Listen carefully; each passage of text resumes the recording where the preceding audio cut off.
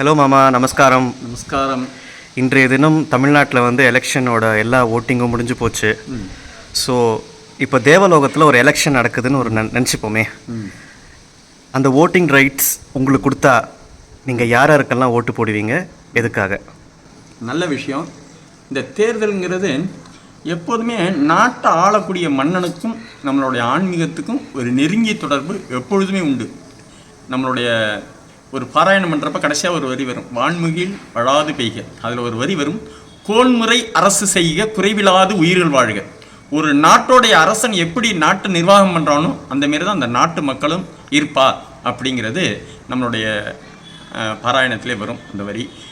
அதுக்கேற்ப இன்றைக்கி தேர்தல் நடந்தேறி இருக்குது.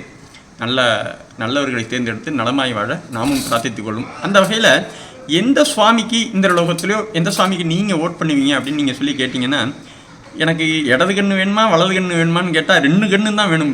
இடது கண்ணு வேண்டாம் வலது கண்ணு வேண்டாம்னு சொல்ல மாட்டேன். இருந்தாலும் நம்மளுக்கு பிரித்தமானது அப்படிங்கிறது நீங்கள் கேட்குறதுனால சொல்லிடுறேன். எனக்கு எல்லாமே முழுமுதல் பொருள் கணபதி தான். கணநாதனுடைய பாதம் தான், அவருக்கு தான் முதல் ஓட்டாக இருக்கும் என்னோடது. அவரை தொடாமல் நம்ம எதை செய்தாலும், அவரை தொழாமல் செய்தோம்னா அது முற்று பெறாதுங்கிறதுனால கண்டிப்பாக கணபதிக்கு தான்.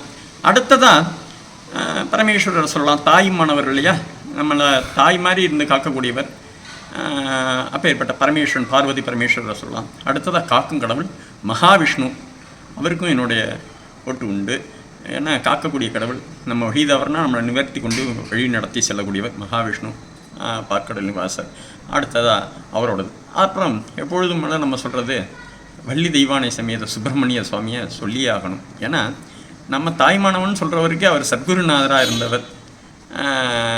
சுவாமிநாதர்னு சுவாமி மலையில் தந்தைக்கு உபதேசம் பண்ணவர் இல்லையா, அதனால் அவருடைய பேரவர்களும் நம்மளுக்கு கிடைக்கணுங்கிறதுனால கண்டிப்பாக அவருக்கும் என்னுடைய ஓட்டு உரிமை கண்டிப்பாக உண்டு. அடுத்ததாக பக்தர்களுக்கெல்லாம் ரொம்ப விஷயமான பக்த ஆஞ்சநேயர். நம்ம எதாக இருந்தாலும் நம்மளுடைய பூஜாரம்பம்லாம் பிள்ளையாரில் தொடங்கி ஆஞ்சநேயரில் முடியணுங்கிறது தான் நம்மளுடைய பக்த இதுலேயே இருக்கும். நீங்கள் வேணால் நல்லா பார்த்தீங்கன்னா இந்த சதுர்த்தியில் தொடங்கி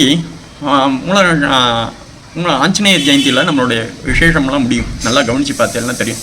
அந்த வகையில் நம்மளோட கரெக்டாக எல்லாமே முற்று பெறணும்னா அதை நிறைவேற்றி கொடுக்கக்கூடியவர் ஆஞ்சநேயர். அந்த கடைசி பாதமாக அவரோட அவருக்கும் ஓட் பண்ணுவேன். எல்லாருக்கும் எல்லா கருத்துக்களும் இருக்கலாம், இருந்தாலும் எல்லாமே எனக்கு உகந்தது தான். இருந்தாலும் என்னோட பிரித்தமானதுன்னு இதை சொல்கிறேன். சந்தோஷம். சூப்பர் மாமா, மிக்க நன்றி. நன்றி.